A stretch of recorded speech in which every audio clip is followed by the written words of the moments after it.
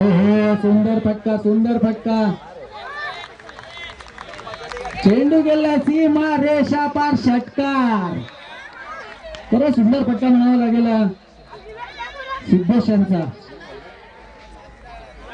तर आता मुंबईमध्ये पाहतो तर ग्राउंड आता राहिलेले नाहीत. आमच्या साईडला तर बरेच ठिकाणी असे ग्राउंड राहिलेले आहेत. त्यामुळे तुला खेळायला आता सध्या ट्रेंड चालू आहे तो टर्फ क्रिकेट.